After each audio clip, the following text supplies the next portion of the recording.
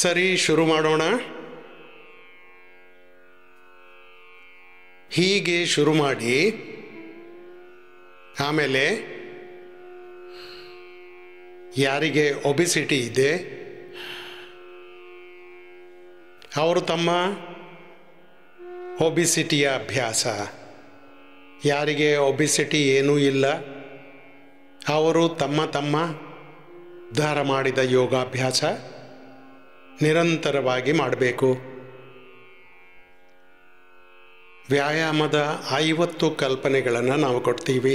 Yogic ಜಾಗಿಂಗ್ನ 12 pose, ಸೂರ್ಯ ನಮಸ್ಕಾರದ ನಂತರ 12 ದಂಡ, 8 ಬೈಠಕ್, ಮತ್ತು ಒಬಿಸಿಟಿಗಾಗಿ 12 ಅಭ್ಯಾಸ. ಮತ್ತು ಯಾರಿಗೂ ಏನು ಮಾಡೋಕ್ಕಾಗಲ್ಲ ಅವರಿಗಾಗಿ ಸೂಕ್ಷ್ಮ ವ್ಯಾಯಾಮದ ಅಭ್ಯಾಸ. ನಿಧಾನವಾಗಿ, ಮಧ್ಯಮ ಗತಿಯಿಂದ ಮತ್ತು ವೇಗವಾಗಿ ಎಷ್ಟಾಗುತ್ತೋ ಅಷ್ಟು ಮಾಡಿ. ತುಂಬ ದೀರ್ಘವಾದ ಶ್ವಾಸದೊಂದಿಗೆ ಒಂದು ಸಂಕಲ್ಪದೊಂದಿಗೆ ನನಗೆ ಯೋಗವೃತ್ತಿ ಆಗಬೇಕು. ಅಂತಿಮ ಶ್ವಾಸದವರೆಗೆ ನನಗೆ ಬೆಳಗ್ಗೆ ಮುಂಜಾನೆ ಬ್ರಹ್ಮ ಮುಹೂರ್ತದಲ್ಲಿ ಎದ್ದು ಯೋಗ ಮಾಡಬೇಕು. ಇದು ಯೋಗದ ಕಾಲ. ದೀರ್ಘವಾದ ಶ್ವಾಸ, ಸಾಮಾನ್ಯ, ಮಧ್ಯಮ ಅಥವಾ ತೀವ್ರ ಗತಿಯಿಂದ ಎಲ್ಲರೂ ಯೋಗವೃತ್ತಿ ಆಗಬೇಕು. ಯಜ್ಞವೃತ್ತಿ ಆಗ್ತೀರಾ, ಆಯುರ್ವೇದ ವೃತ್ತಿ ಆಗ್ತೀರಾ, ಪ್ರಕೃತಿ ವೃತ್ತಿ ಆಗ್ತೀರಿ. ಪ್ರಕೃತಿಯನ್ನು, ನೇಚರೋಪತಿಯನ್ನು ಫಾಲೋ ಮಾಡ್ತೀರಿ. ಅಧ್ಯಾತ್ಮ ವೃತ್ತಿ ಆಗ್ತೀರಾ, ಸೇವಾ ವೃತ್ತಿ ಆಗ್ತೀರಿ, ರಾಷ್ಟ್ರವೃತ್ತಿ ಆಗ್ತೀರಿ, ಗೋವೃತ್ತಿ ಆಗ್ತೀರಿ, ಧರ್ಮವೃತ್ತಿ ಆಗ್ತೀರಿ.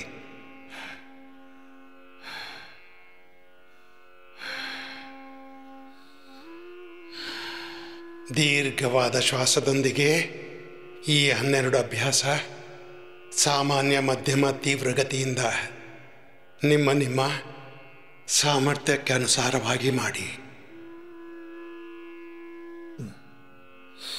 ಅರ್ಧ ಮಾಡಿ, ಪೂರ್ತಿ ಮಾಡಿ. ಸ್ವಲ್ಪ ಮಾಡಬೇಕಾದ್ರೆ ಪೂರ್ತಿ ಹೀಗೆ ಮಾಡಿಬಿಡಿ. ಹೀಗೆ ಮಕ್ಕಳಂತೂ ಆರಾಮವಾಗಿ ಮಾಡಿಬಿಡ್ತಾರೆ, ದೊಡ್ಡವರಂತೂ ಅರ್ಧ ಅಂತೂ ಮಾಡ್ಬೋದು.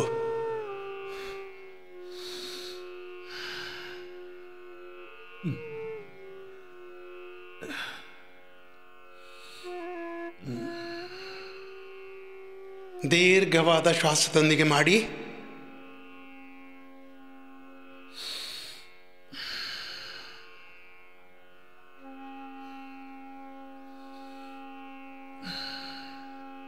ನಿಮ್ಮಿಂದ ಎಷ್ಟಾಗುತ್ತೋ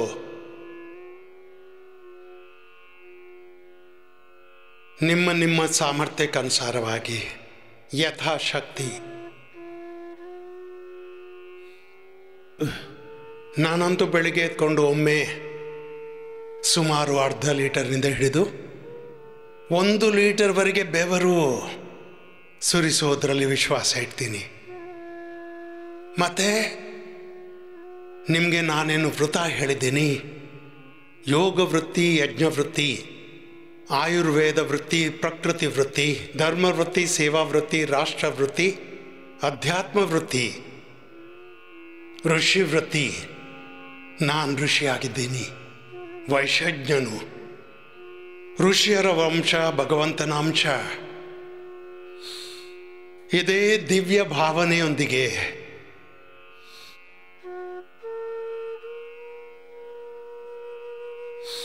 ದೀರ್ಘವಾದ ಶ್ವಾಸದೊಂದಿಗೆ ಒಂದು ರಿದಮ್ನೊಂದಿಗೆ ನೀವು ಮಾಡ್ತಾ ಇರಿ. ದೀರ್ಘವಾದ ಶ್ವಾಸ ಎಷ್ಟಾಗುತ್ತೋ ಪರ್ಫೆಕ್ಷನ್ನೊಂದಿಗೆ ಮಾಡಿಬಿಡಿ.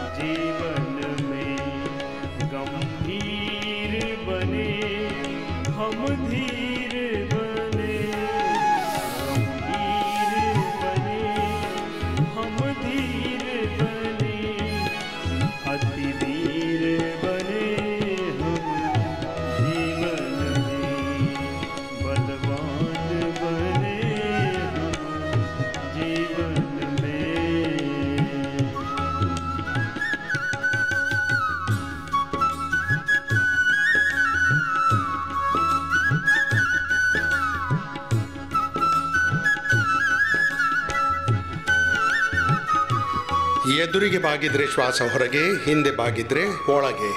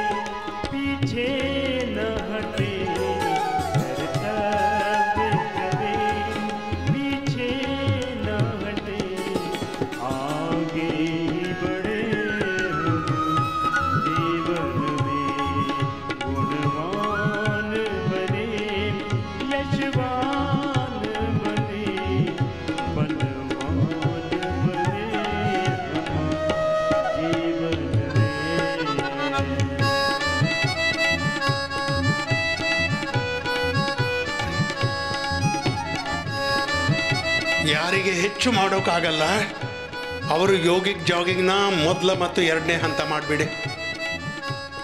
ಯಾರಿಗೆ ಪೂರ್ತಿ ಮಾಡಲಿಕ್ಕಾಗತ್ತೆ ಅವರು ಸೂರ್ಯ ನಮಸ್ಕಾರ ಕೂಡ ಮಾಡಬೇಕು.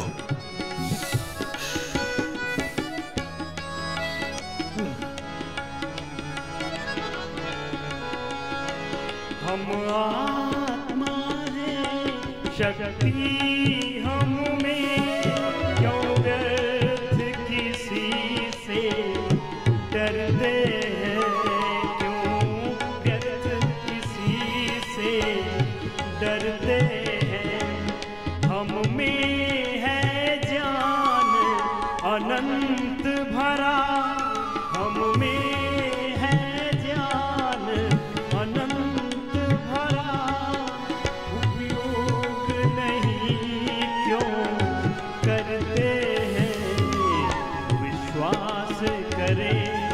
अभिलाष भरे विश्वास करें, अभिलाष भरे न निराश बने हम जीवन में.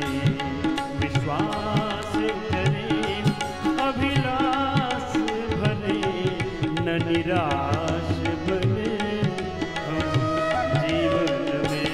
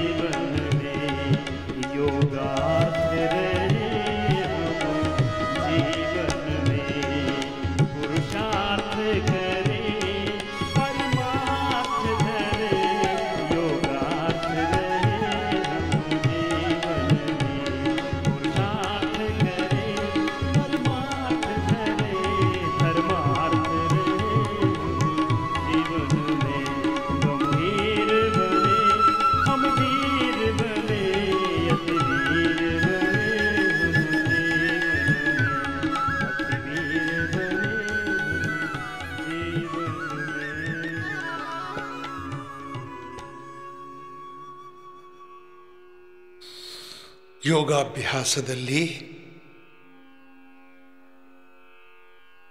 ಯೋಗಿಕ್ ವ್ಯಾಯಾಮ, ಯೋಗಿಕ್ ಆಸನ, ಪ್ರಾಣಾಯಾಮ ಮತ್ತು ಧ್ಯಾನ, ಇವು 4 ಹಂತಗಳು. ಯಾರಿಂದ ಎಷ್ಟಾಗುತ್ತೋ ಅಷ್ಟು. ಇದು ವೃಕ್ಷಾಸನವಾಗಿತ್ತು, ಮತ್ತಿದು ಗರುಡಾಸನ ಕೂಡ. ಹೀಗೆ ಆಗ್ಬಿಟ್ರೆ ಒಳ್ಳೆಯ ವಿಷಯ.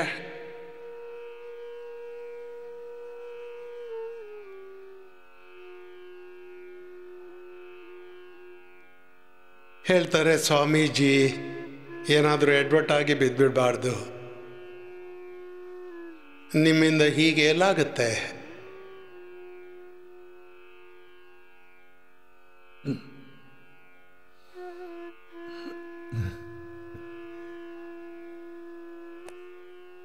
ನಿಮ್ಮ ಸಂತುಲನೆಯಂತೂ ಇಷ್ಟಿರಬೇಕು.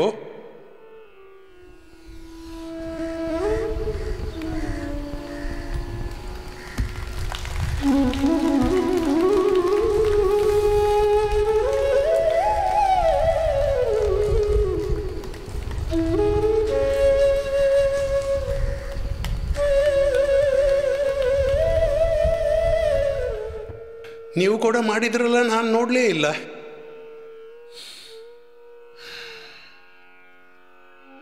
ಹೀಗೆ ಪೂರ್ತಿ ನಿಯಂತ್ರಣ.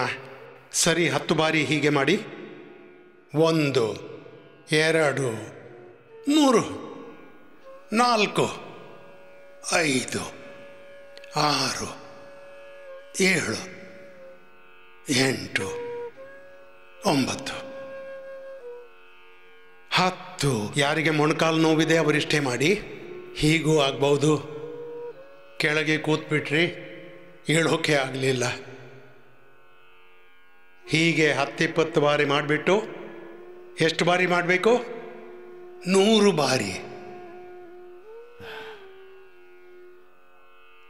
ಕೂತ್ಕೊಳ್ಳಿ. 12 ದಂಡ, 8 ಬೈಠಕ್ನಲ್ಲಿ 2 ಅಂತೂ ನಾನು ಮಾಡಿಸ್ತೀನಿ. ಜನರು ಎಕ್ಸಸೈಸ್ ಮಾಡೋಕ್ಕಾಗಿ ತುಂಬ ವಿಧಾನಗಳನ್ನು ಅನುಸರಿಸ್ತಾರೆ. ಯಾರಿಗೆ ಹೆಚ್ಚಾಗೋದಿಲ್ಲ ಅವರು ಮಕರಾಸನ ಮಾಡಿ ಉಲ್ಟಾ ಮಲಕ್ಕೊಂಡು. ಹಿರಿಯರು ಮಕರಾಸನ,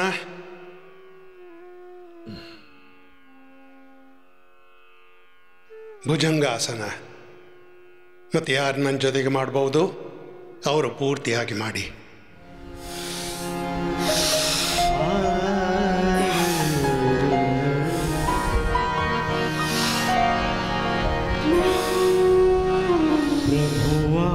सत्यं शिवं सुन्दरं प्रभो सत्यं शिवं सुन्दरं तुम ही सच्चिदानंद प्राणेश्वरं प्रभो आप सत्यं शिवं सुन्दरं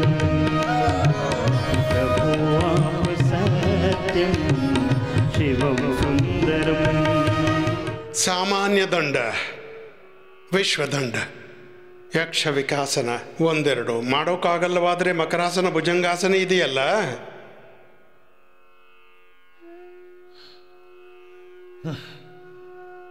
ಹತ್ತು ಬಾರಿ ಮಾಡಿ 5-10 ದಿವಸದಲ್ಲಿ ಆಗಿಬಿಡುತ್ತೆ. ಮತ್ತೇನು?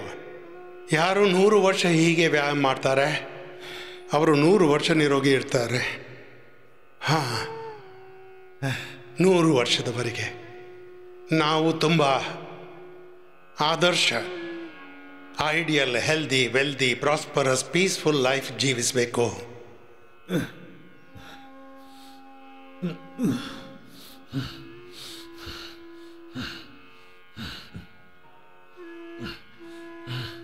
ದೀರ್ಘವಾದ ಶ್ವಾಸ. तुम्ही से चमकते हैं तारे सितारे, तुम्ही से चमकते हैं तारे सितारे, तुम ही हो गगन सिंधु, तुम ही गगन सिंधु से थे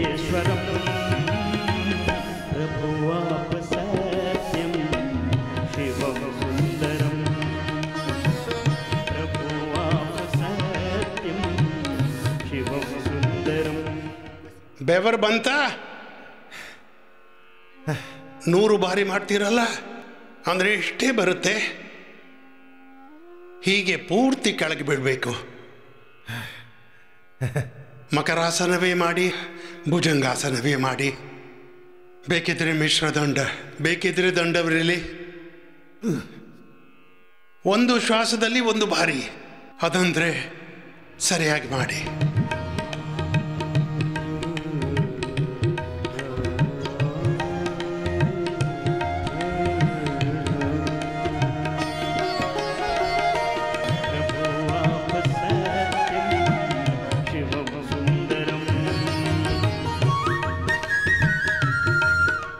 ಸರಿ, ಮುಂದಿನದನ್ನು ಮಾಡಿ.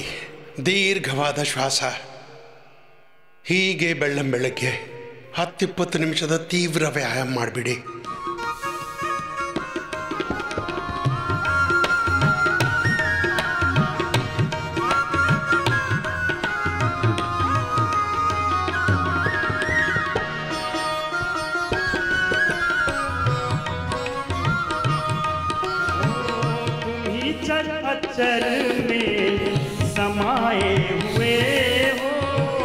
ದೀರ್ಘವಾದ ಶ್ವಾಸ.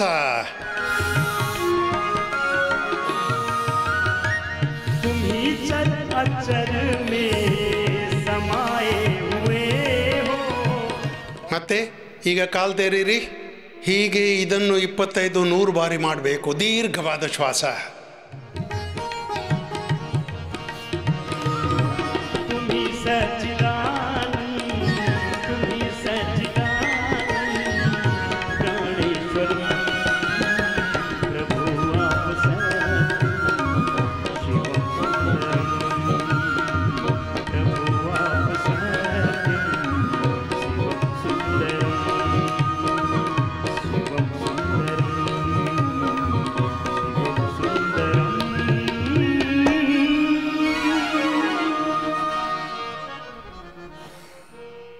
ನನ್ನ ಕಣ್ಗಳಲ್ಲೂ ಬೆವರಿನ ಸುರ್ಮ ಹಚ್ಚೋಯ್ತು. ಸರಿ ಕೇಳಿ, ಈಗ ಹೀಗೆ ಸುತ್ತು ತಿರುಗಿಸಿ 5 ನಿಮಿಷದವರೆಗೆ. ಎಷ್ಟು ಸಮಯದವರೆಗೆ? 5 ನಿಮಿಷದವರೆಗೆ. ಬೊಜ್ಜು ಬೆಳೆದ ಅಕ್ಕಂದಿರಿದ್ದಾರಲ್ಲ, ಬೊಜ್ಜು ಬೆಳೆದ ಅಕ್ಕಂದಿರನ್ನು ಬಿಟ್ಟು ಸೇಮ್ ಟು ಯು. ಅಯ್ಯೋ ದೇವ್ರೆ, ಅಣ್ಣವರಂತೂ ಹೀಗೆ ಕಾಪಿ ಮಾಡಿ ಎಲ್ಲರೂ ಗಟ್ಟಿಮುಟ್ಟಾಗಿಬಿಟ್ಟಿದ್ರಪ್ಪ. ಸುತ್ತು ತಿರುಗಿಸಿ ಹೀಗೆ 5 ನಿಮಿಷ, 10 ನಿಮಿಷ. ಒಂದೊಂದು ಅಭ್ಯಾಸ ಎಷ್ಟೊತ್ತು ಮಾಡಬೇಕು ಈ ಸಮಯದ ದೃಷ್ಟಿಯಿಂದ? 5-10 ನಿಮಿಷ. ಮತ್ತೆ ಯಾರಾದರೂ ಬೊಜ್ಜು ಬೆಳೆದವರು ಇದ್ದಾರೆ ನೋಡಿ. ಇಡೀ ಜಗತ್ತಿನಲ್ಲಿ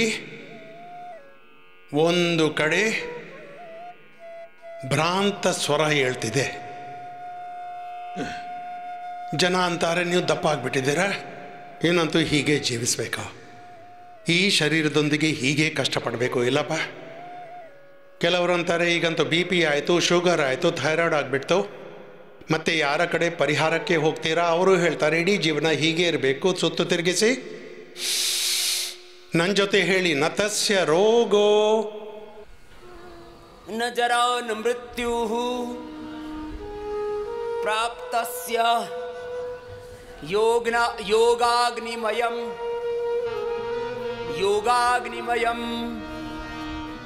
ಶರೀರಂ. ಸುತ್ತು ತಿರುಗಿಸಿರಿ. ನತಸ್ಯ ರೋಗೋ, ಅವರಿಗೆ ಯಾವ ರೋಗ ಆಗುವುದಿಲ್ಲ. ನ ಜರ, ಅವರಿಗೆ ವೃದ್ಧಾಪ್ಯ ಬರೋಲ್ಲ. ನ ಮೃತ್ಯು, ಅವರಿಗೆ ಅಕಾಲ ಮೃತ್ಯು ಬರಲಿಕ್ಕಿಲ್ಲ. ಅವರು ಮೃತ್ಯುಂಜಯ ಆಗಿಬಿಡ್ತಾರೆ. ಯೋಗವನ್ನು ತಮ್ಮದಾಗಿಸ್ತಾರೆ. ಯೋಗಾಗ್ನಿಯಲ್ಲಿ ಸ್ವಯಂರನ್ನು ತಪ್ಪಿಸ್ತಾರೆ. 2 ರೀತಿಯ ಅಗ್ನಿ ಇದೆ. ಒಂದು ಕಾಮದ ಅಗ್ನಿ, ಎಲ್ಲರಿಗೂ ಗೊತ್ತಾಗ್ಬಿಡುತ್ತೆ. ಅದು ಕ್ರೋಧದ ಅಗ್ನಿ.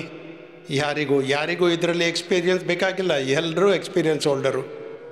ಹೇಳಿ, ಕ್ರೋಧದಲ್ಲಿ ಮನುಷ್ಯ ಹುಚ್ಚನಾಗ್ತಾನೆ ಇಲ್ವಾ? ಖಂಡಿತ ಆಗ್ತಾನೆ. ಇದೇನು ಕೇಳುವ ಮಾತಾ? ಕ್ರೋಧದ ಅಗ್ನಿಯಲ್ಲಿ, ಕಾಮದ ಅಗ್ನಿಯಲ್ಲಿ, ಪ್ರತಿಶೋಧದ ಅಗ್ನಿಯಲ್ಲಿ ವ್ಯಕ್ತಿಗೆ ತುಂಬ ಹಾನಿಯಾಗುತ್ತೆ.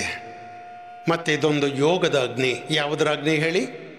2 ಶಬ್ದಗಳಲ್ಲಿ ಒಂದು ಭೋಗದ ಅಗ್ನಿ, ಕಾಮ ಕ್ರೋಧ ಲೋಭ ಮೋಹ ಅಹಂಕಾರ ಪ್ರತಿಶೋಧದ ಭೋಗ ವಾಸನೆಯ ಅಗ್ನಿ ಇದೆ, ಅದು ಮನುಷ್ಯನನ್ನು ಸುಟ್ಟು ಬಿಡುತ್ತೆ. ಮತ್ತು ಯೋಗದ ಅಗ್ನಿ ಇದೆ, ಅದು ಎಲ್ಲ ರೋಗಗಳಿಂದ ಹೀಗೆ 5 ನಿಮಿಷ ಮಾಡಬೇಕು. ನಾನು ಹೀಗೆ ನಿಧಾನವಾಗಿ ಹೇಳಿದೆ, ವೇಗವಾಗಿ ಹೀಗೆ ಪೂರ್ತಿಯಾಗಿ ತಿರುಗಿಸಿ, ಹೀಗೆ ಧ್ಯಾನವಿಟ್ಟು ಗಮನವಿಟ್ಟು ಎಷ್ಟಾಗುತ್ತೋ ಅಷ್ಟು ಹೀಗೆ.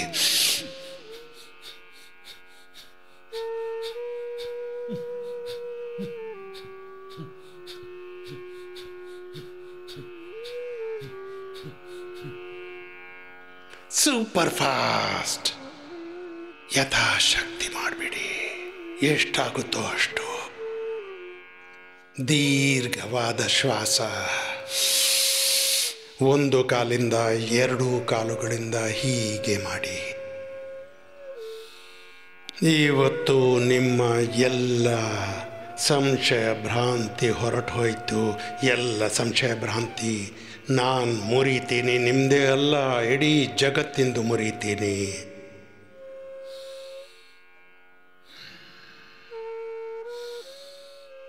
ಇವೆಲ್ಲವೂ ಸುಳ್ಳು. ಅಂದರೆ BP, sugar, thyroid, asthma, arthritis, acidity, constipation, colitis, stress, anxiety, depression ಇದು ಗುಣವಾಗುವುದಿಲ್ಲ. ನನ್ನೊಂದಿಗೆ ಜೊತೆ ಸೇರಿ ಹೇಳಿ, ನಾನು ಭಗವಂತನ ಅಂಶನು, ಋಷಿಗಳ ವಂಶನು. ನಾನು ನಿತ್ಯ ಶ್ರದ್ಧೆ ಬದ್ಧತೆಯಿಂದ ತತ್ಸ್ವಭಾವ ಸಚ್ಚಿದಾನಂದಸ್ಯ ಹೂ ಅಜರ ಅಮರ ನಿತ್ಯ ಅವಿನಾಶಿ ಜ್ಞಾನಮಯ ಜ್ಯೋತಿರ್ಮಯ ತೇಜೋಮಯ ಸುಖಮಯ ಶಾಂತಿಮಯ ಆತ್ಮನು. ದೀರ್ಘ ಶ್ವಾಸ, 1 ಕಾಲಿಂದ 2 ಕಾಲುಗಳಿಂದ ಅರ್ಧಲಾಸನ, ಪಾದವೃತ್ತಾಸನ. ಬೆಳಗ್ಗೆ ಎದ್ಬಿಟ್ಟು ನಿಮ್ಮ ಸತ್ಯ ಸ್ವರೂಪದೊಂದಿಗೆ ಒಂದಾಗ್ತೀರಿ. ಹಾಗೆ ಯೋಗ ಶಕ್ತಿ ವೃತ್ತ ನಿರೋಧ.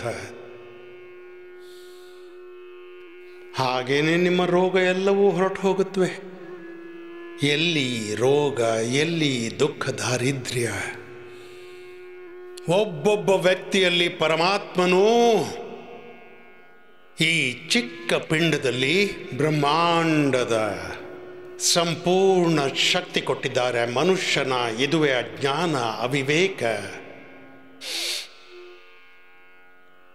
ಅಂದರೆ ಅವನಿಗೆ ಪ್ರಭುವು ಎಲ್ಲವನ್ನೂ ಕೊಟ್ಟಿದ್ದಾನೆ, ಆದರೆ ಅವನು ತನ್ನನ್ನು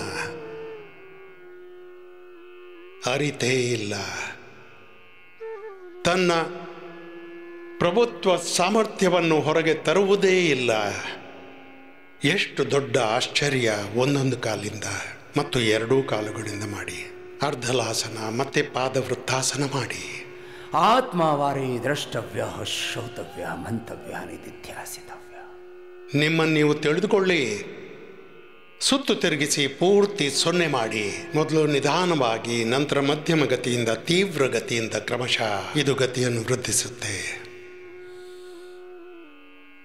ನಾನು 1000 ಬಾರಿ 1,00,000 ಬಾರಿ ಈ ಮಾತನ್ನು ಹೇಳಿದ್ದೇನೆ. ನನಗೆ ಜಗತ್ತಿನ ಅತಿ ದೊಡ್ಡ ಆಶ್ಚರ್ಯ ಇದೇ ಆಗಿದೆ.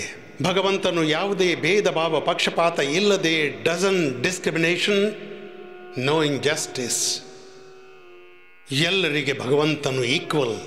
ನಾಲೆಜ್, ಸ್ಟ್ರೆಂತ್, ವಿಸ್ಡಮ್, ಎಲ್ಲ ರೀತಿಯ ಜ್ಞಾನ,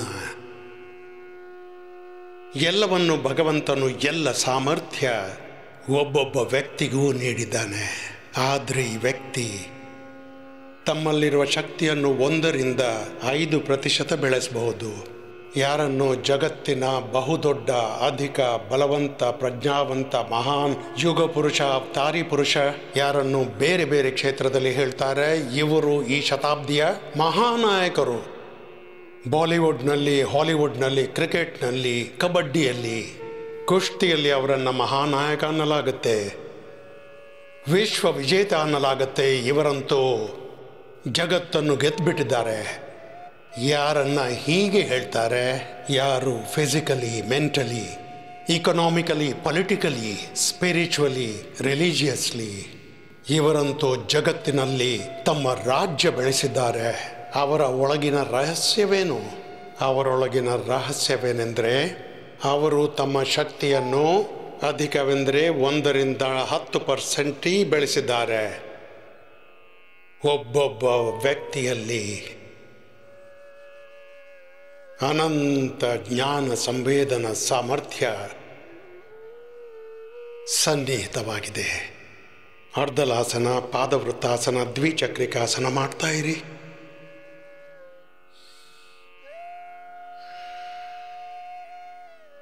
ನೀವು ಯೋಗದಿಂದ ಆತ್ಮವಿಜೇತರಾಗಬೇಕು. ಏನಾಗಬೇಕು ಹೇಳಿ? ಜೋರಾಗಿ ಹೇಳಿ. ಆತ್ಮವಿಜೇತ. ಒಬ್ಬರಂತೂ ತುಂಬ ಜೋರಾಗಿ ಹೇಳ್ತಾರೆ, ಆಗ್ತಾರೆ ಖಂಡಿತ. ಸುತ್ತು ಸುತ್ತು ತಿರುಗಿಸಿರಿ. ಸರಿಯಾಗಿ ಯೋಚಿಸಿ, ಒಂದಿನ ಖಂಡಿತ ಆಗ್ತೀರಾ. ಎಷ್ಟೇ ಒಮ್ಮೆ ಯೋಚಿಸ್ಬಿಟ್ರೆ ಆಮೇಲೆ ಸಂಕಲ್ಪದಲ್ಲಿ ವಿಕಲ್ಪ ಬರಕೂಡದು. ಅದನ್ನು ಪೂರ್ತಿ ಮಾಡಲಿಕ್ಕಾಗಿ ಪೂರ್ತಿ ಪುರುಷಾರ್ಥ ಮಾಡಬೇಕು. ಆತ್ಮವಿಜೇತರಾಗಿ ನೀವು ವಿಶ್ವವಿಜೇತರಾಗಬೇಕು. ಮತ್ತದನ್ನು ಸಾಮರ್ಥ್ಯ ಪ್ರಭು ನಿಮಗೆ ನೀಡಿದ್ದಾರೆ. ಅದಕ್ಕಾಗಿ ಬಾರಿ ಬಾರಿ ಹೇಳಲಾಗುತ್ತೆ ತತ್ವಮಸಿ. ಪ್ರಜ್ಞಾನಂ ಬ್ರಹ್ಮಯಮಾತ್ಮ ಬ್ರಹ್ಮ ಶಿವೋಹಂ ಶಿವೋಹಂ ಅಹಂ ಬ್ರಹ್ಮಾಸ್ಮಿ.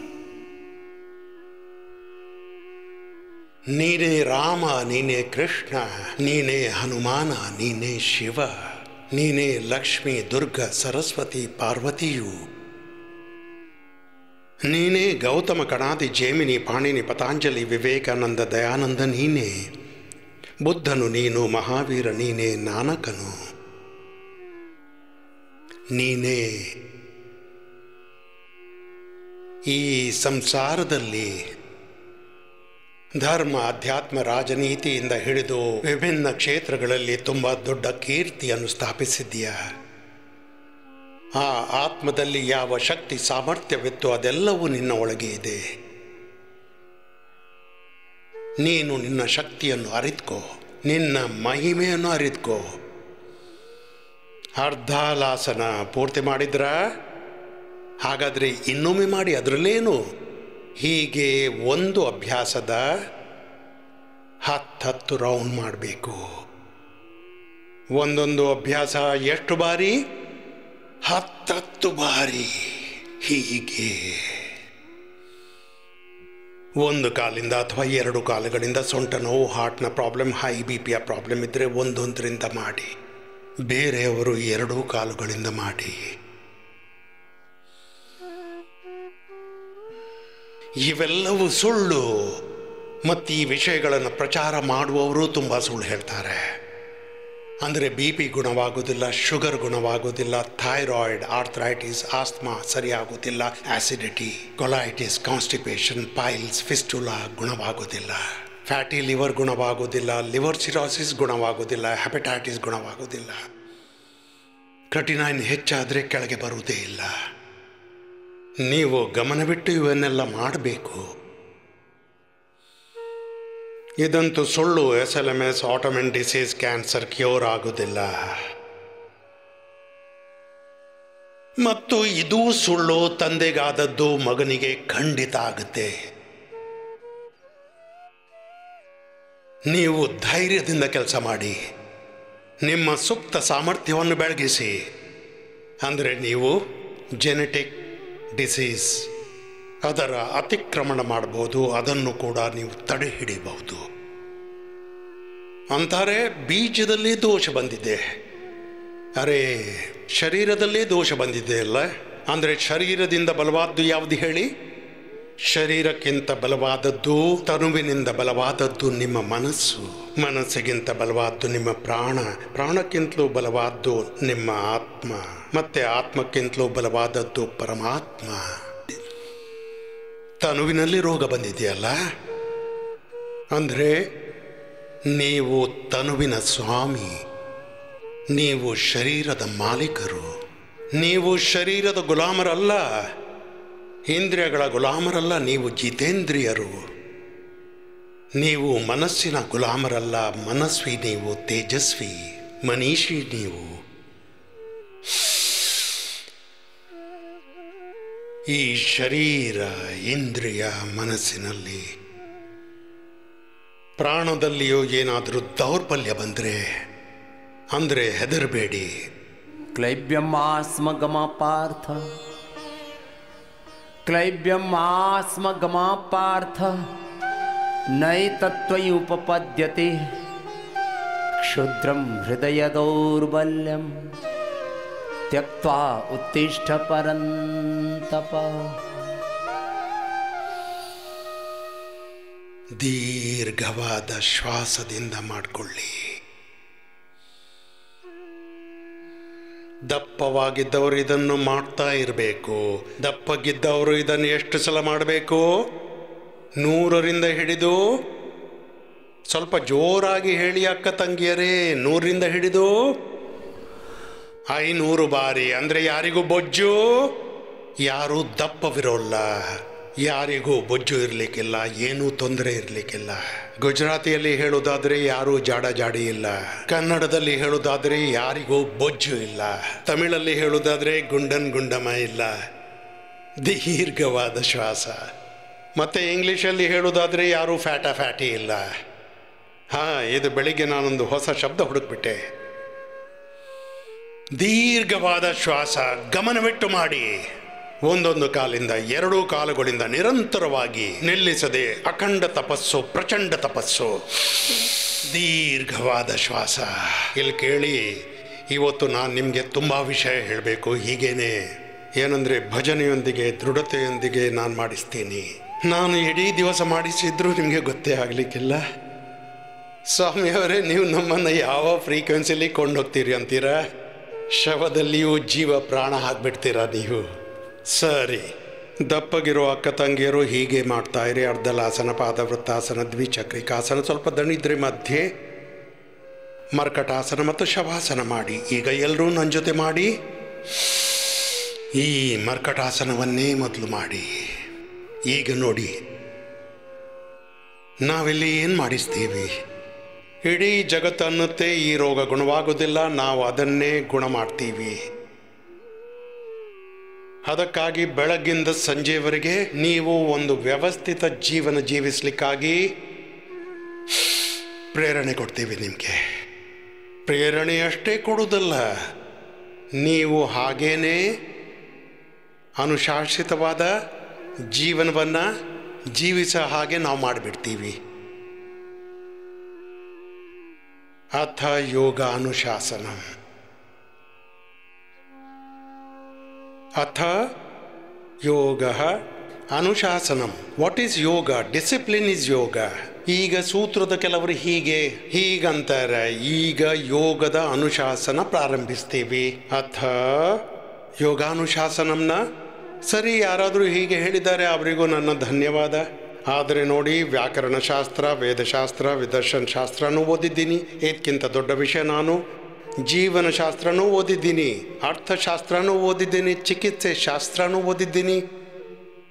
ಅತ ಯೋಗ ಅನುಶಾಸನಂ. ಯೋಗವು ಅನುಶಾಸನ. ಡಿಸಿಪ್ಲಿನ್ ಈಸ್ ಯೋಗ. ಎಲ್ಲ ರೀತಿಯ ಡಿಸಿಪ್ಲಿನ್, ಆಹಾರದಲ್ಲಿ, ವಿಚಾರದಲ್ಲಿ, ವಾಣಿಯಲ್ಲಿ, ವ್ಯವಹಾರದಲ್ಲಿ, ಸ್ವಭಾವದಲ್ಲಿ ಸಂಯಮ ಇಡಿ. ಇಂತಹ ಸಾಧನೆ ಮರ್ಕಟಾಸನ ಆಗಲಿ, ಪವನಮುಕ್ತಾಸನ, ಉತ್ಥಾನಪಾದಾಸನ ನೋಡಿ, ಇವು 15 ಆಸನಗಳು. ಇದಕ್ಕೆ ನಾನು ಹೆಸರಿಟ್ಟಿದ್ದೀನಿ ಇಂಟಿಗ್ರೇಟೆಡ್ ಯೋಗ ಪ್ರಾಕ್ಟೀಸ್. ಏನು ಹೆಸರಿಟ್ಟಿದ್ದೀನಿ ಹೇಳಿ? ಎಲ್ರಿಗೂ ಅರ್ಥವಾಗುತ್ತೆ. ಹೆಸರು ನನ್ನಲ್ಲಿ ಬಹಳಷ್ಟಿದ್ದವು, ಯಾಕೆಂದರೆ ನಾನು ಶಬ್ದಶಾಸ್ತ್ರ ಓದಿದ್ದೀನಲ್ಲ. ನಾನು ಕಡಿಮೆ ಅಂದರೆ 100 ಕೋಟಿ ಶಬ್ದ ತಯಾರಿಸ್ಬೋದು. ಎಷ್ಟು? 100 ಕೋಟಿ. ಹಾಗೆ ನಾನು ಪಾಣಿನಿ ವ್ಯಾಕರಣ ಶಾಸ್ತ್ರವನ್ನು ಅಭ್ಯಾಸ ಮಾಡಿದ್ದೀನಿ, ಶಬ್ದಶಾಸ್ತ್ರವನ್ನು.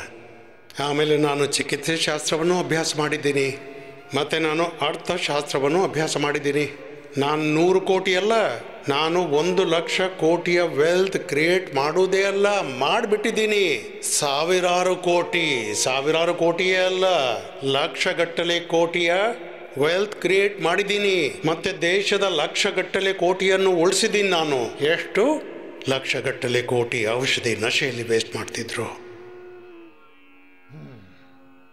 ಪವನ ಮುಕ್ತಾಸನ, ನಾನು ಜನರ ಲಕ್ಷ ಕೋಟಿ ಗಟ್ಟಲೆ ರೂಪಾಯಿಯನ್ನು ಉಳಿಸಿದ್ದೀನಿ. ಆಪರೇಷನ್ನಿಂದ ಬಚಾವ್ ಮಾಡಿದ್ದೀನಿ, ಜೀವ ಉಳಿಸಿದ್ದೀನಿ, ಪರಿವಾರ ಉಳಿಸಿದ್ದೀನಿ, ರೋಗ ಗುಣ ಮಾಡಿದ್ದೀನಿ, ನಶೆ ಬಿಡಿಸಿದ್ದೀನಿ, ಮತ್ತು ಅವರ ನಿರಾಸೆಯನ್ನು ಹೋಗಲಾಡಿಸಿ ಜೀವನದಲ್ಲಿ ಆಸೆ ಮತ್ತು ಉತ್ಸಾಹದ ದೀಪ ಉರಿಸಿದ್ದೀನಿ. ಪವನ ಮುಕ್ತಾಸನ ಹೀಗೆ ಮಾಡಿ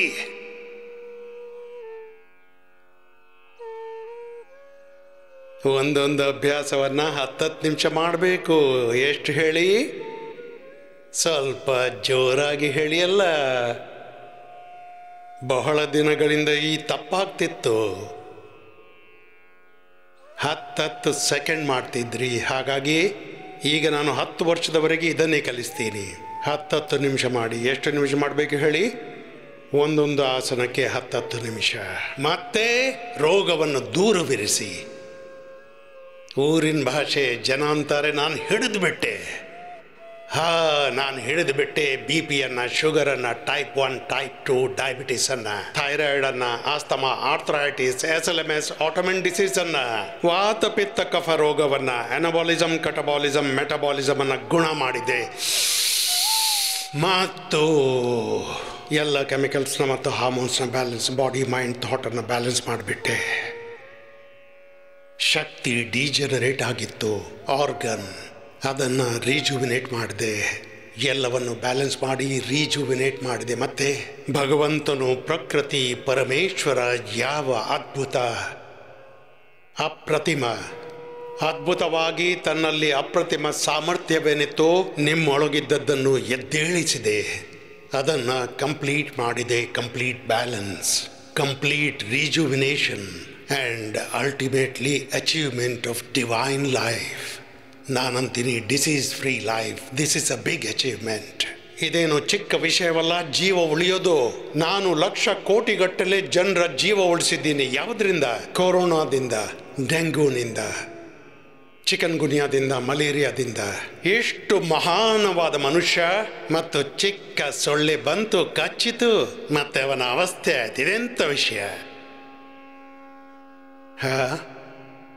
ಅರೇ, ಎಷ್ಟು ಮಹಾನ ಮನುಷ್ಯನಾಗಿ ಒಂದು ಚಿಕ್ಕ ಸೊಳ್ಳೆಯಿಂದಾಗಿ ಸತ್ತೋದಿಯ. ಏನಾಯಿತು ಹೇಳ್ತಾರೆ, ಬಾಬಾ ಡೆಂಗ್ಯೂನ ಸೊಳ್ಳೆ ಕಚ್ಚಿಬಿಡ್ತು, ನನ್ನ ಪತಿ ಸತ್ತೋದ್ರು, ಪತ್ನಿ, ಮಕ್ಕಳು, ನನ್ನ ತಂದೆ ಸತ್ತೋದ್ರು. ಯಾವುದರಿಂದ? ಡೆಂಗ್ಯೂವಿನ ಸೊಳ್ಳೆ ಕಚ್ತು, ಪ್ಲೇಟ್ಲೆಟ್ 2-3 ಸಾವಿರ ಬಂತು. ಬಾಬಾಜಿ ನಿಮ್ಗೆ ಗೊತ್ತಿಲ್ವಾ? ನೀವು ಅಂದಿದ್ರಿ ಗಿಲಾಯ್. ಮತ್ತೆ ಪಪಾಯದ ರಸ, ಅಲೋವೆರಾ, ವೀಟ್ ಗ್ರಾಸ್, ದಾಳಿಂಬ ಮರ್ತಿದ್ದೆ, ಕುಡಿಸ್ಲಿಲ್ಲ. ನನ್ನ ತಂದೆ ಸತ್ತೋದ್ರು, ನನ್ನ ಪುಟ್ಟ ಮಗು ಸತ್ತೋಯ್ತು. ಹೇಳಿ, ಪೂರ್ವಜರ ಎಷ್ಟು ವಿರಾಟ ಜ್ಞಾನ ಇದ್ದಾಗಲೂ ನೀವು ಸೊಳ್ಳೆಗಳಿಂದ ಸತ್ತೋದ್ರ? ನಿಮಗೆ ನಾಚಿಕೆ ಆಗೋದಿಲ್ವಾ? ಸೊಳ್ಳೆಯಿಂದಾಗಿ ಸತ್ತೋದ್ರಿ, ಡೆಂಗ್ಯೂವಿನಿಂದ. ಚಿಕನ್ ಗುನ್ಯಾದಲ್ಲಿ ಸಿಕ್ಕಾಕೊಂಡ್ರ ನೀವು. ಈಗ ವಿಷಯ ಅವನ ಅವಿವೇಕಿದ್ದು. ಯಾರು ಕೇವಲ ಚಿಕ್ಕ ಪುಟ್ಟ ಡಿಗ್ರಿ ಪಡ್ಕೊಂಡು ತನ್ನನ್ನು ತಾನು ಸರ್ವಶಕ್ತಿವಂತ ಅಂದ್ಕೊಂಡಿದ್ದಾನೆ. ಡೆಂಗ್ಯೂ, ನಾನಂದೆ 1 ಗಂಟೆ ಕಪಾಲ್ಭಾತಿ, ಅನುಲೋಮ ವಿಲೋಮ ಮಾಡು, ಮತ್ತು ಚಂದ್ರಪ್ರಭಾವಟಿ, ಕ್ಯಾಶ್ ಮತ್ತು ಗೂಗಲ್ ತಿಂದ್ಕೋ, ಗೆಲೋಯ್ ಕುಡಿ.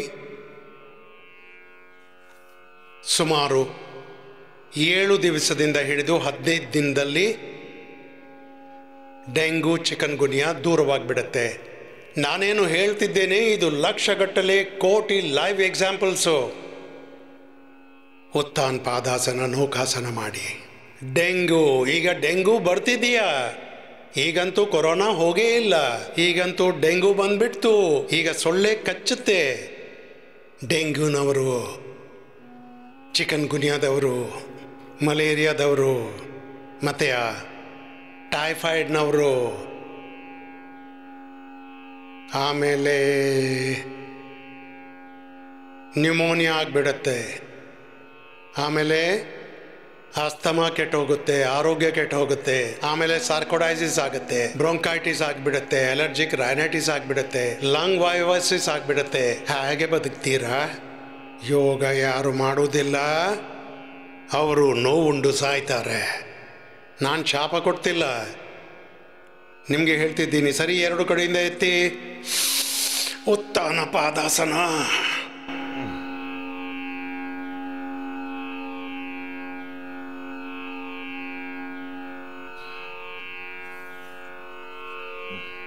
ದೀರ್ಘವಾಗಿ ಮಾಡಿ ನನ್ನಂತೆ.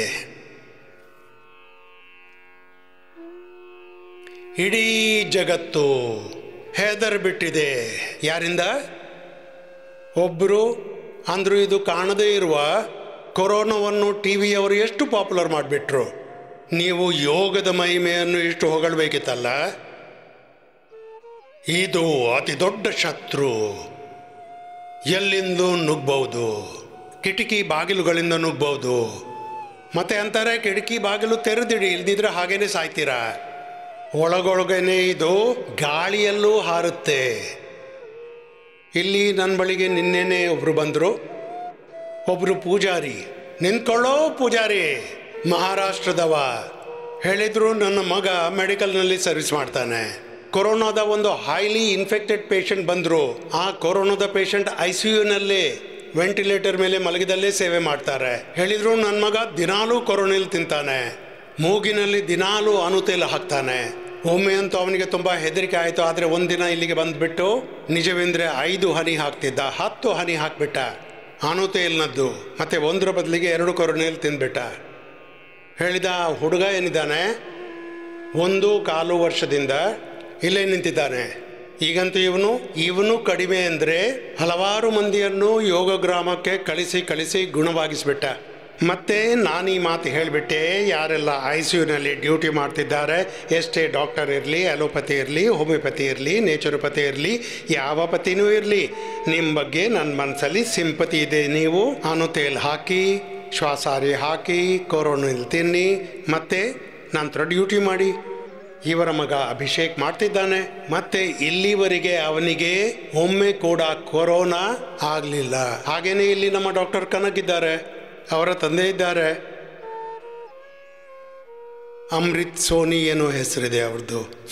ಮತ್ತೆ ಅವರು 1.25 ವರ್ಷದಿಂದ ಕೋವಿಡ್ನ ಡ್ಯೂಟಿ ಮಾಡ್ತಿದ್ದಾರೆ. ಅವರೊಂದಿಗಿದ್ದವರು 2 ಡಾಕ್ಟರ್ನ ಬಿಟ್ಟು ಯಾರು ದಿನಾಲು ಯೋಗ ಮಾಡ್ತಾರೆ, ಜಲನೇತಿ ಸೂತ್ರನೇತಿ ಮಾಡ್ತಾರೆ, ಅನುತೇಲ್ ಹಾಕ್ತಾರೆ, ಅವರಿಗೆ 1.25 ವರ್ಷದಿಂದ ಆಗಿಲ್ಲ. ಸ್ವತಃ ಡಾಕ್ಟರ್, ಅವರ ಎಲ್ಲ ಸ್ಟಾಫ್ ಮತ್ತು ಜೊತೆಗಿನ ಡಾಕ್ಟರ್ ಎಲ್ಲರೂ ಸಂಕ್ರಮಿತರಾಗಿದ್ದಾರೆ 1-2 ಬಾರಿ.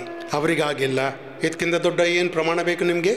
ಬೈ ಚಾನ್ಸ್ ಯಾರಿಗಾದರೂ ಆಗಿಬಿಟ್ರು ಗುಣವಾಗ್ತಾರೆ, ಏನು ಪ್ರಾಬ್ಲಮ್? ಕೊರೋನಾ ಹೆದರಿಸ್ತಾ ಇದೆ. ನಾನು ಇದರ ಬಗ್ಗೆ ಹೆಚ್ಚು ಏನೂ ಹೇಳೋದಿಲ್ಲ, ಯಾಕಂದರೆ ಸರ್ಕಾರವೇ ಹೆದರಿಬಿಟ್ಟಿದೆ, ಎಲ್ಲ ಸಿಸ್ಟಮ್ ಹೆದರಿಬಿಟ್ಟಿದೆ. ಯಾಕೆಂದರೆ ಎಲ್ಲರೂ ಭೋಗವಾದಿ ಚಿಂತನೆಯವರಾಗ್ಬಿಟ್ರು. ಪವನ ಮುಕ್ತಾಸನ್, ಉತ್ಥಾನ ಪಾದಾಸನ್ ಮಾಡಿ 2-3 ರೌಂಡ್ ಆದರೂ ಮಾಡಿ ಅಪ್ಪ. ಅದಕ್ಕಾಗಿ ನಾನು ಹೇಳ್ತೀನಿ, 2 ದೊಡ್ಡ ಹಂತವಿದೆ. ಒಂದು ಭೋಗವಾದಿ ಚಿಂತನೆ, ಒಂದು ಯೋಗವಾದಿ ಚಿಂತನೆ, ಅಧ್ಯಾತ್ಮವಾದಿ ಚಿಂತನೆ.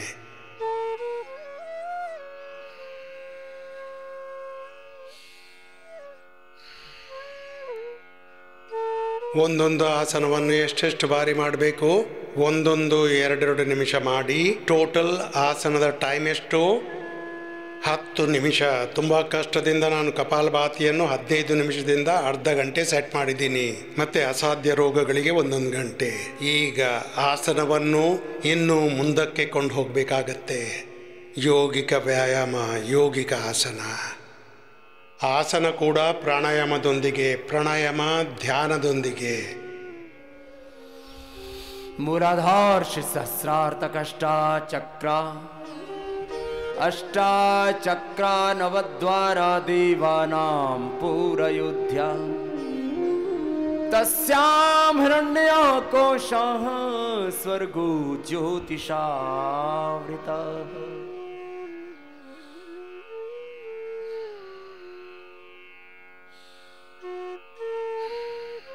ದೀರ್ಘ ಶ್ವಾಸದೊಂದಿಗೆ ಮಾಡಿ,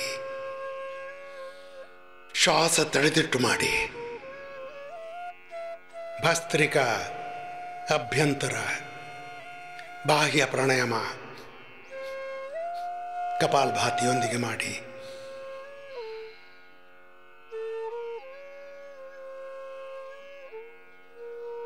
ಯಾರಿಗೆ ಎಷ್ಟು ಅವಶ್ಯಕತೆ ಇದೆ ಹಾಗೆ ಮಾಡಿ. ಆದರೆ ಮಾಡಬೇಕಾದೀತು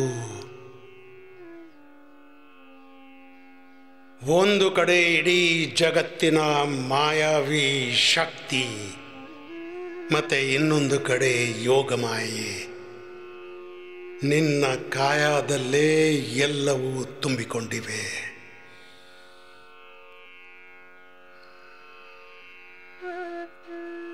ಭಸ್ತ್ರಿಕಾ, ಕಪಾಲಭಾತಿ, ಬಾಹ್ಯ ಪ್ರಾಣಾಯಾಮ, ಉಜ್ಜಾಯಿ, ಈ ಅಭ್ಯಂತರದೊಂದಿಗೆ ದೀರ್ಘ ಶ್ವಾಸದೊಂದಿಗೆ ಯಾರಿಗೆ ಎಷ್ಟು ಆಗುತ್ತೋ ಅಷ್ಟು.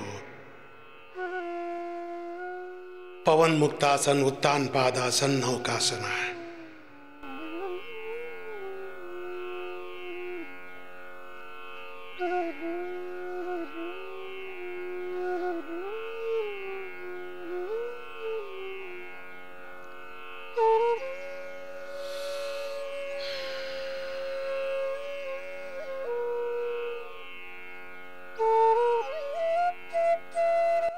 ಏನಾದರೂ ಮಾಡ್ತೀರಾ ನಾನು ಹೇಳೋದ್ರಿಂದ?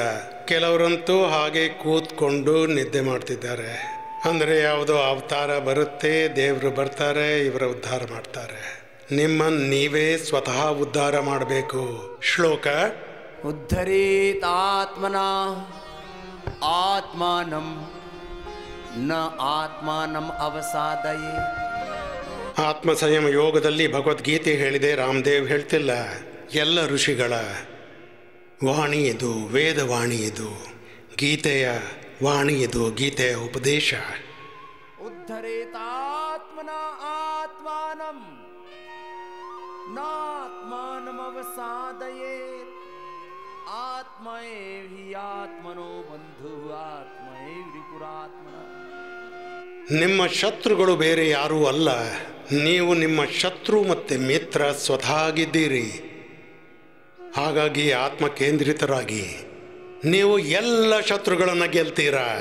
ಕೊರೋನಾ ರೂಪಿ ಶತ್ರು, ಈ ಡೆಂಗು, ಈ ಚಿಕನ್ ಗುನಿಯಾ, ಈ ಸ್ವೈನ್ ಫ್ಲೂ, ಈ ಬ್ಯಾಕ್ಟೀರಿಯಾ, ಈ ವೈರಸ್, ಈ ಫಂಗಸ್, ಈ ಶಿಲೀಂಧ್ರ, ಇವರಿಗಿಷ್ಟೇನು ಧೈರ್ಯ ಹೇಳಿ? ಎಷ್ಟು ಮಹಾನ ಮನುಷ್ಯ. ಅವನು ಯಾವುದಕ್ಕೆ ಹೆದರಿದ್ದಾನೆ? ಶಿಲೀಂಧ್ರದಿಂದ. ಇದು ಊರಿನ ಭಾಷೆ.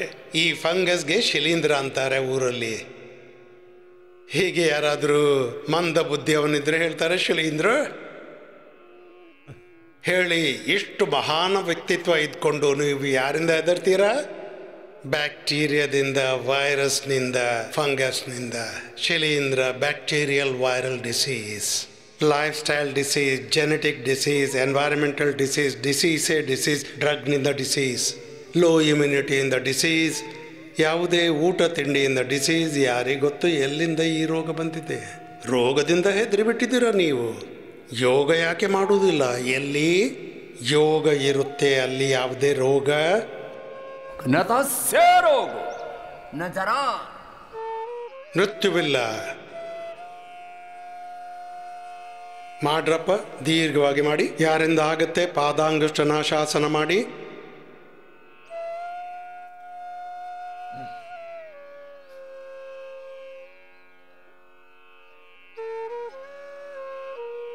ಸರ್ವಾಂಗಾಸನ, ಹಲಾಸನ ಮಾಡಿ.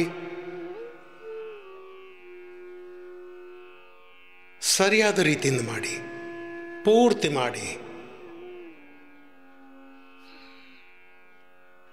ದಿನಾಲೂ ಎಬ್ಬಿಸ್ತೀನಿ ನಿಮ್ಮನ್ನ. ಉತ್ತಿಷ್ಠತ ಜಾಗ್ರತ, ಉತ್ತಿಷ್ಠತ ಜಾಗ್ರತ, ಪ್ರಾಪ್ಯ ವರ ನಿಬೋಧತ. क्षुरस्य धारा ऋषिता दुरत्यया दुर्गम पथस्तत्कवयो वदन्ति. ಯಾರಿಂದ ಎಷ್ಟಾಗುತ್ತೋ ಅಷ್ಟು ಮಾಡಿಬಿಡಿ. ಬೆಳಗ್ಗೆ ಬೆಳಗ್ಗೆ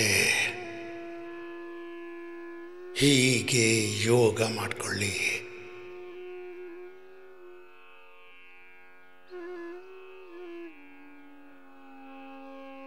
ಸರಿ, ಇನ್ನು ಉಲ್ಟಾ ಮಲಗಿಬಿಡಿ ಸ್ವಲ್ಪ ಹೊತ್ತು.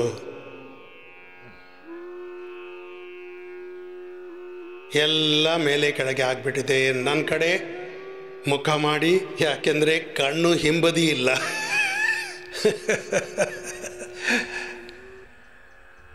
ಕೇಳಿ,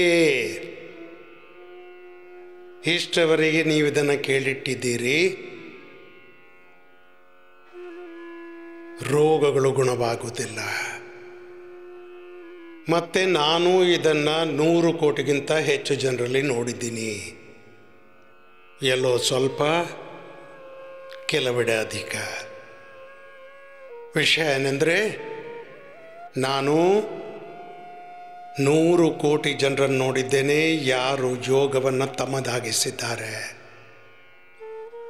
ಅವರ ರೋಗ ಗುಣವಾಯಿತು. ಏನು ಗುಣವಾಯಿತು? ರೋಗ ಗುಣವಾಯಿತು. ಬೋಳು ತಲೆಯವರು ಮಾಡಿದ್ರು, ಅಲ್ಲಿ ಹೊಲವೇ ಉತ್ಪನ್ನವಾಯಿತು. ಯಾರಿಗೆ ಕನ್ನಡಕಗಳಿದ್ದುವು ಅವರ ಕನ್ನಡಕ ಹೊರಟು ಹೋಯಿತು. ಕ್ಯಾಟ್ರಾಕ್ಟ್, ಗ್ಲುಕೋಮಾ, ಎಷ್ಟೆಷ್ಟು ದೊಡ್ಡ ರೋಗ ಸ್ವಲ್ಪ ಹೊತ್ತಿನಲ್ಲಿ ಹೇಳ್ತೀನಿ. ಅವರ ಕಣ್ಣಿನ ಹಿಂದಿನ ನರ ಒಣಗಿ ಹೋಗಿತ್ತು. ಆಪ್ಟಿಕಲ್ ನರ್ವ್ ಒಣಗಿ ಹೋಗಿತ್ತು. ಎಲ್ಲರೂ ಮಾಡಿ. ಆಪ್ಟಿಕಲ್ ನರ್ವ್ ಒಣಗೋಗಿತ್ತು. ಅವರು ನೋಡೋಕ್ಕೆ ಶುರು ಮಾಡಿದ್ರು. ನಾನೇನೆಲ್ಲ ವಿಷಯ ಹೇಳ್ತಿದ್ದೀನಿ ನಿಮಗೆ. ಇದನ್ನು ನೀವು ಹಿಂದಿನ 30 ವರ್ಷದಲ್ಲಿ ನನ್ನ ಜೊತೆಗೆ ಯೋಗ ಮಾಡ್ತಾ ನೋಡಿದ್ದೀರಿ. ಯಾರು ಸುಳ್ಳು ಹೇಳ್ತಾರೋ ಅವರಿಗೆಲ್ಲ ಸುಳ್ಳೇ ಅನಿಸುತ್ತೆ. ಅವ್ರು ಒಪ್ಪದಿದ್ರೆ ಬಿಟ್ಬಿಡಿ. ನೀವು ನನಗೇನು ಕೆಡ್ಗೆ ಮಾಡ್ತಾರೆ. ಒಪ್ಕೊಳ್ಳಿ. ನನ್ನ ಮಾತು ಕೇಳದಿದ್ದರೆ ಅವ್ರದ್ದೇ ಕೆಟ್ಟು ಹೋಗುತ್ತೆ, ನಂದೇನಾಗುತ್ತೆ. ನಾನು ನೋಡಿದ್ದೀನಿ. ನಿಮ್ಮಲ್ಲಿ ಇಷ್ಟು ಮಂದಿಗೆ ಪ್ರಮಾಣ ನಾನು ಇಲ್ಲೇ ಕೊಟ್ಬಿಡ್ತೀನಿ. ತಲೆ ಕೂದಲು ಸರಿಪಡಿಸಿದ್ದೀನಿ, ನಾನು ಕಣ್ಣುಗಳನ್ನು ಸರಿಪಡಿಸಿದ್ದೀನಿ. ಟ್ರ್ಯಾಕ್ಟ್ ಗ್ಲುಕೋಮಾ ಇಡೀ ಜಗತ್ತಿನಲ್ಲಿ ಹೇಳ್ತಾರೆ ಗುಣವಾಗುವುದಿಲ್ಲ. ಆಪ್ರೇಷನ್ ಮಾಡಿದ ನಂತರವೂ ಎಲ್ಲ ಕೆಟ್ಟೇ ಹೋಗುತ್ತೆ ಅನ್ನಿ. ಅದಕ್ಕಾಗಿ ನಾನು ಹೇಳ್ತೇನೆ, 99% ನೀವು ನಿಮ್ಮನ್ನು ಆಪ್ರೇಷನ್ನಿಂದ, ಔಷಧಿಯಿಂದ ಬಚಾವ್ ಮಾಡಬಹುದು. ಏನು ಹೇಳಿದೆ ಹೇಳಿ? ಇದನ್ನು ತುಂಬ ಜೋರಾಗಿ ಪ್ರಚಾರ ಮಾಡಬೇಕು ನಾನು. ಮತ್ತು ನನ್ನ ಪ್ರಚಾರಕರನ್ನು ಸಾಮಾನ್ಯ ಜನರನ್ನು ಮಾಡಬೇಕು, ನಿಮ್ಮನ್ನು ಮಾಡಬೇಕು. ನೀವು ನನ್ನ ಪ್ರಚಾರಕರು. ನನ್ನ ಪ್ರಚಾರಕರು ಅಂದರೆ ಯೋಗದ, ಆಯುರ್ವೇದದ, ನೇಚುರೋಪತಿಯ, ಸತ್ಯದ ಪ್ರಚಾರಕರು.